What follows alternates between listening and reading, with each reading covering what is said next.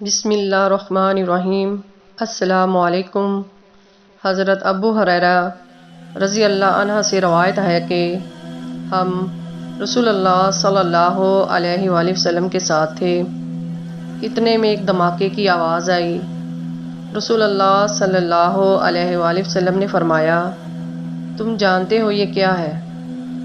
ہم نے عرض کیا، اللہ اور اس کے رسول خوب جانتے ہیں۔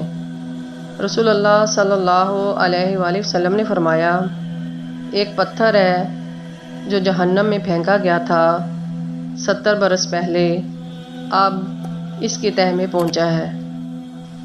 رسول اللہ صلی اللہ علیہ وآلہ وسلم نے فرمایا، انسان کبیرہ گناہوں سے اجتناب کر رہا ہو تو 5 نمازیں ایک جمعہ سے دوسرے جمعہ تک اور ایک رمضان دوسرے رمضان تک درمیان کے عرصے میں ہونے والے گناہوں کو مٹانے کا سبب ہے۔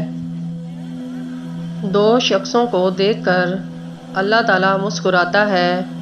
رسول اللہ صلی اللہ علیہ وآلہ وسلم نے فرمایا، ایک وہ ہے کہ جو سرد رات میں اپنے بستر اور لحاف سے اٹھ کر وضو کرتا ہے اور نماز پڑھتا ہے تو اللہ تعالیٰ فرشتوں سے پوچھتا ہے، میرے بندے کو یہ تکلیف برداشت کرنے پر کس چیز نے ابارا؟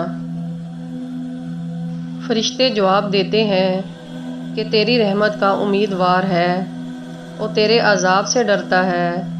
اللہ تعالیٰ فرشتوں سے فرماتا ہے، گواہ ہو جاؤ، اس کی امیدیں پوری کر دی ہیں۔